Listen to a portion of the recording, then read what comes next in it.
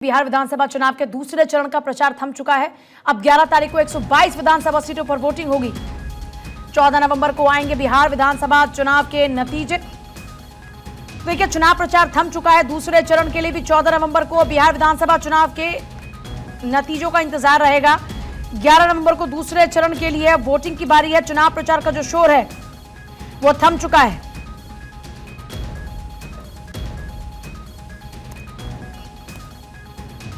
तमाम दिग्गजों को अपने चुनाव प्रचार करते हुए देखा प्रधानमंत्री मोदी, गृहमंत्री अमित शाह, सीएम योगी आदित्यनाथ, राहुल गांधी, प्रियंका गांधी, तेजस्वी यादव। सभी दिग्गज अपनी अपनी ओर से ताल ठोकते हुए नजर आए, चुनाव प्रचार करते हुए नजर आए, एक दूसरे के ऊपर जबरदस्त हमला बोलते हुए नजर आए। और इससे पहले इस बार फर्स्ट फेज में काफी अच्छा वोटर टर्नआउट रहा। उम्मीद है कि इस बार भी अच्छा खासा वोटर टर्नआउट होगा, ये उम्मीद की जा रही है। और दोनों पार्टियां अपनी अपनी जीत का दावा अभी से कर रही हैं। बीजेपी को भरोसा है कि इस दूसरे फेज में 100 सीट पार होंगी। एक बार फिर से सरकार एनडीए की बनेगी। तो वहीं दूसरी तरफ विपक्षी पार्टी भी लगातार ये दावा कर रही है कि इस बार बदलाव होकर रहेगा। तो बिहार के रण में वोटर्स की अगर बात करते हैं तो आप जान रहे हैं कि 1,95,44,041 पुरुष, 1,74,68,572 महिला, 943 थर्ड जेंडर वोटर हैं, 1,302 उम्मीदवार है, 1,165 पुरुष, 136 महिला और एक थर्ड जेंडर उम्मीदवार। दूसरे चरण में 1,302 उम्मीदवार चुनावी मैदान में। 45,399 बूथों पर दूसरे चरण में होगी वोटिंग।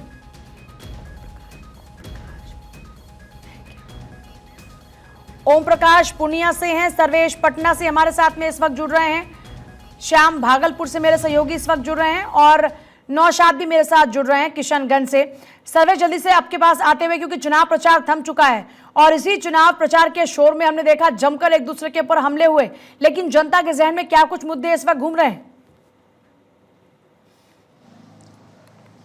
देखिए पूजा, लगातार जो है हमले हुए और एक दूसरे को नीचा दिखाने की कोशिश भी लगातार हुई। चाहे वो कट्टे की बात हो, बिहार के चुनाव में इस पर कट्टे का जोर बहुत चला है, कट्टे का बयान भी, कट्टे के गाने भी बहुत चले हैं और कट्टे की बात भी बहुत चली है।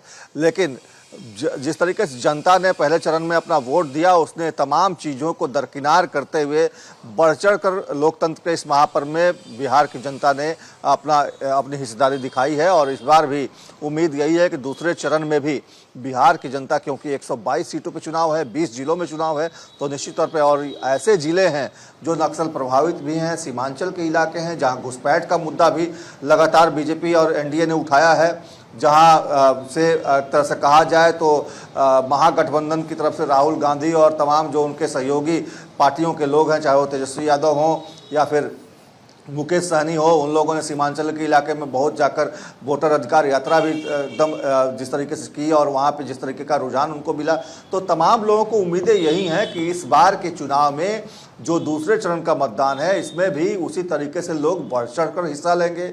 और दोनों ही गठबंधनों को ये भरोसा है कि उनके पाले में गेंद आ गई है, जनता उनके लिए वोट करेगी। हालांकि जनता की अगर बात करें, जो कि आपका सवाल था कि मुद्दे क्या हैं और लोगों ने जिस तरीके से बढ़ चढ़ कर हिस्सा लिया है, तो लोगों के मन में क्या चल रहा है? तो लोगों के मन में बस एक ही चीज़ चल रहा है कि विकास बनाम जंगल राज। क्योंकि जिस तरीके से एनडीए ने ये माहौल बनाने में एक तरह से कहें कामयाबी हासिल की है, उसकी वजह से कहीं ना कहीं मुद्दा यही है कि विकास बनाम जंगल राज का मुद्दा काफ़ी छाया रहा। हालांकि महागठबंधन ने इसको दरकिनार करने की पूरी कोशिश की।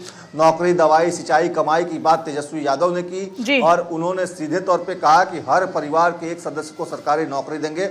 इसका असर भी काफ़ी कुछ देखने को मिला, युवाओं में भी इसका असर देखने को मिला। लेकिन एनडीए को कहीं ना कहीं अगर कहा जाए तो थोड़ा बहुत एज दिखता है, क्योंकि जिस तरीके से आक्रामक तरीके से चुनाव प्रचार एनडीए की तरफ से किया गया, तमाम राज्यों के मुख्यमंत्री आए, तमाम स्टार प्रचारक आए और जिस तरीके से उन्होंने आक्रामक तरीके से रोड शो किया हो, जनसभाओं को संबोधित किया हो, उसको लेकर एक तरह से कहें तो दोनों तरफ से रस्साकसी की उम्मीदें हैं और इस बार का चुनाव दिखाता है। ठीक है सर्वेश, आपके पास लौटते हैं। ओम प्रकाश मिश्रा हमारे साथ में पूर्णिया से इस वक्त हैं। बिहार विधानसभा चुनाव में 2020 की बात करते हैं तो काफी टफ फाइट रही थी दोनों ही गठबंधनों के बीच में। इस बार की स्थिति ओम प्रकाश मिश्रा, आपकी रिपोर्ट क्या कहती है? प्रचार का चुनावी शोर जो है शाम के 6 बजे समाप्त हो चुका है। तमाम हेलीकॉप्टर और बड़े बड़े जो रैलियां थी उसका भी शोर आज समाप्त हो चुका है। मैं मौजूद हूँ पूर्णिया में, जो सीमांचल का एक मुख्य शहर माना जाता है। और सीमांचल की जहां तक बात करें तो सीमांचल अभी भी बिहार का सबसे पिछड़ा इलाका माना जाता है। पूर्णिया की बात करें तो पूर्णिया में कुल 7 विधानसभा क्षेत्र है। और अगर हम बात करें, आकलन करें तो 7 विधानसभा क्षेत्र में सीधी जो है कांटे की टक्कर महागठबंधन और एनडीए के बीच ही देखने को मिल रही है। हालांकि जन सुराज इस बार एक नई पार्टी आई है तो उसके भी प्रत्याशी कहीं कहीं अपने दखल देते हुए नजर आ रहे हैं। राष्ट्रीय के आधार पर कहें, जातीयता के आधार पर कहें तो वोट भी कुछ हद तक जन सुराज वाले भी काट सकते हैं। रही बात पूर्णिया और सीमांचल में, तो तमाम यहाँ पर बड़े बड़े नेता, चाहे महागठबंधन के हो या एनडीए के हो, तमाम लोग जो है चुनावी रैलियों को यहाँ पर संबोधित कर चुके हैं। 2 दिन पूर्व ये गृह मंत्री अमित शाह की जो है रोड शो भी पूर्णिया में हुई है।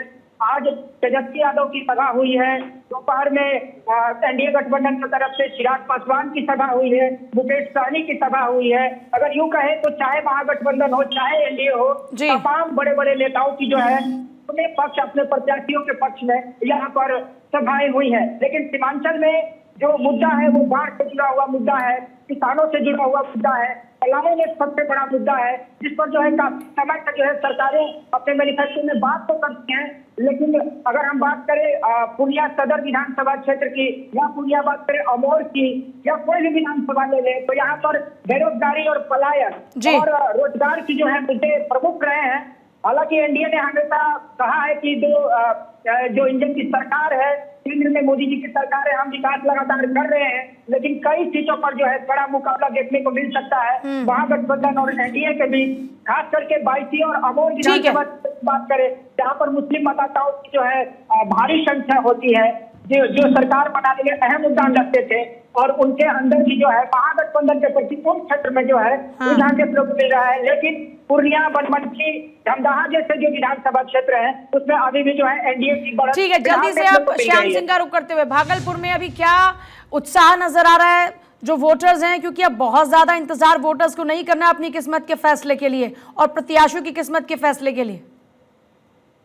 जी मैं बता दूं कि यहाँ भी जो है चुनाव का जो शोर था वो अभी खत्म हो चुका। उसके बाद यहाँ पे अभी जस्ट कुछ देर पहले ही हुआ जो भागलपुर विधानसभा में जो यहाँ पे उनका जो रोड शो था, उसके बाद जो यहाँ की जो नेहा शर्मा है, जो कांग्रेस प्रत्याशी अजीत शर्मा, उनके लिए उन्होंने रोड शो किया।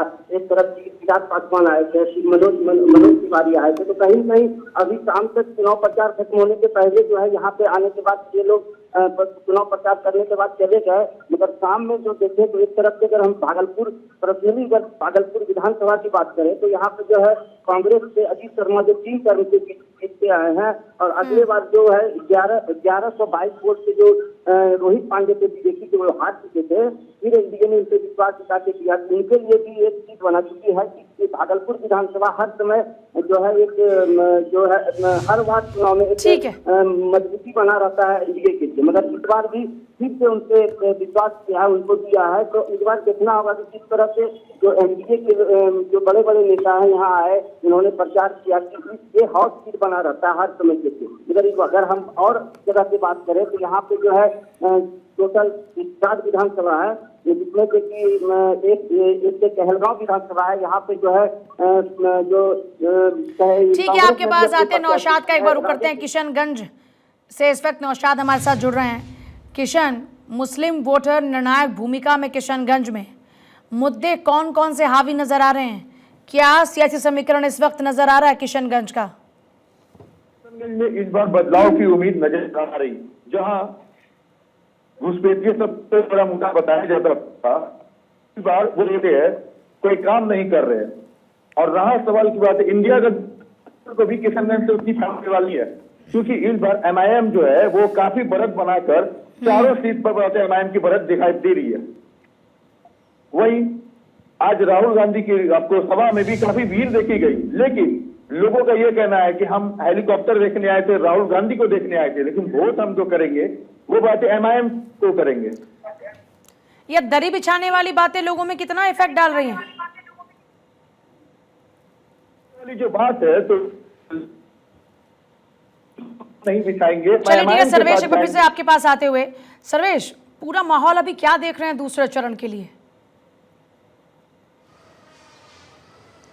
देखिए पूजा, जो आपने सवाल किया था नौसाद से दरी बिछाने वाली, उसका असर है निश्चित तौर पे। देखिए जिस तरीके से महागठबंधन ने मुकेश सहनी को डिप्टी सीएम अनाउंस किया, उसके बाद से ही मुस्लिम समुदाय में एक तरह से इस बात को लेकर नाराजगी है। उनको लग रहा है कि उनको ठगा गया, उनको छला गया है। चाहे वो लालू प्रसाद यादव हों, राबड़ी देवी हों, राहुल गांधी हों, तेजस्वी यादव हों, इन सब लोगों ने वोट बैंक की तरह इस्तेमाल किया है। और यही वजह है कि सीमांचल में पिछली बार भी देखिए जिस तरीके से महागठबंधन को वहाँ पे मात खानी पड़ी थी, काफ़ी कम सीटें आई थी और वहाँ पे ओवैसी बहुत बड़ा फैक्टर बनकर उभरे थे। 5 सीटें वहाँ पे ओवैसी को मिल गई थी, हालांकि बाद में उनके विधायक महागठबंधन में शामिल हो गए थे।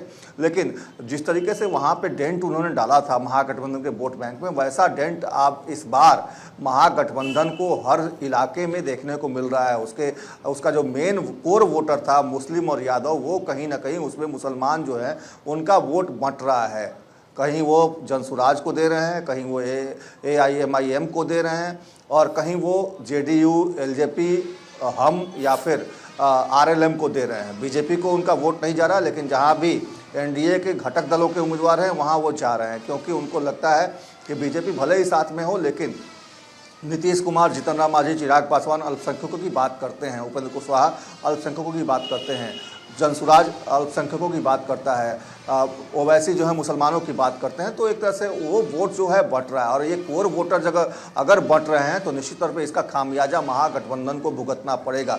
जिस तरीके से पहले चरण में महिलाओं ने बढ़ चढ़ कर हिस्सा लिया, युवा जिस तरीके से घरों से बाहर निकले, उन्होंने वोट किया, तो उसका असर है। और उसका असर ये है कि लगातार जिस तरीके से नीतीश कुमार की सरकार ने जो लगातार घोषणाएं की, कैबिनेट से उनको अमली जामा पहनाया और उसके बाद उनको लागू करवा दिया, चाहे 10,000 रुपये महिलाओं के खाते में देने की बात हो, चाहे नौकरी में डोमिसाइल की बात हो महिलाओं के लिए, या फिर नौकरियां 1 करोड़ नौकरियां देने की नीतीश कुमार का जो दावा हो, जो प्राइवेट नौकरी करने वालों को पहले सैलरी के टाइम पे 15,000 रुपये नीतीश सरकार देगी। इसके अलावा तमाम ऐसी घोषणाएं नीतीश सरकार ने की हैं जिसका असर कहीं ना कहीं युवा और मतदाताओं के बीच में देखने को मिल रहा है। और यही वजह है कि इस बार इतना बढ़ चढ़ कर लोगों ने हिस्सा लिया। एक वजह यह भी है कि छठ के तत्काल बाद चुनाव कराए गए, छठ में लोग जो घर आते हैं वो लोग रुके अपना वोट कास्ट करने के लिए, तो एक ये भी वजह है कि जो वोटिंग है वो ज़्यादा हुई।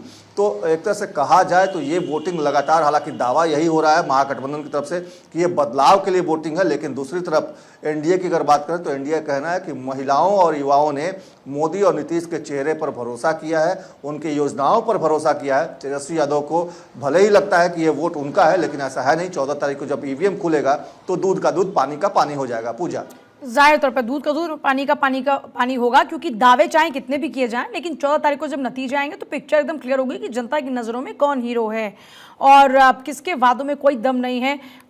जल्दी से एक बार फिर से ओम प्रकाश मिश्रा का रुख करते हुए, ओम प्रकाश मिश्रा, मुद्दों की अगर हम बात करते हैं तो क्या जनता इस बार मुद्दों पर तैयार है वोट करने के लिए, या फिर जो बिहार की पॉलिटिक्स का पुराना ढर्रा है बात वहीं पर ही आगे बढ़ती नजर आ रही है? देखिए पूजा, अगर पूर्णिया की बात की जाए तो निश्चित तौर पर पिछले 5 से 10 वर्ष में पूर्णिया ने काफी विकास किया है। बिहार के विकास के गति के साथ सीमांचल भी बढ़ा है। इस बार जब हम रिपोर्टिंग करने के लिए क्षेत्रों में जाते थे तो निश्चित तौर पर खासतौर पर बिहार सरकार ने जो महिलाओं में जो योजनाएं चलाई है उसका असर ग्राउंड लेवल पर भी देखने को मिल रहा है। वहीं जब हम युवाओं से मिलते थे, हम बात करते थे, तो उनके अंदर निश्चित तौर पर प्रधानमंत्री मोदी के प्रति भरोसा दिख रहा था। हमारे सवाल में था कि महागठबंधन से जो रोजगार की बात हो रही है तेजस्वी यादव के तरफ से, राहुल गांधी बार बार अपने स्टेज और मंच से कहते आ रहे हैं कि बीजेपी ने वोट चोरी की। जब इन सब समारोह पर हमने जब युवाओं से बात की तो युवाओं का साफ कहना था कि हमें अभी भी महागठबंधन और तेजस्वी यादव पर उतना भरोसा नहीं है जितना कि हमें भरोसा है कि नीतीश कुमार बिहार को जिस तरह से जंगल राज से निकाल करके इन 15 वर्षों में लाए हैं और आगे भी नीतीश सरकार और प्रधानमंत्री मोदी पर ही सीमांचल और पूर्णिया के युवा की बात करें या महिलाओं की बात करें तो वो भरोसा जो है जताते हुए दिखे हैं।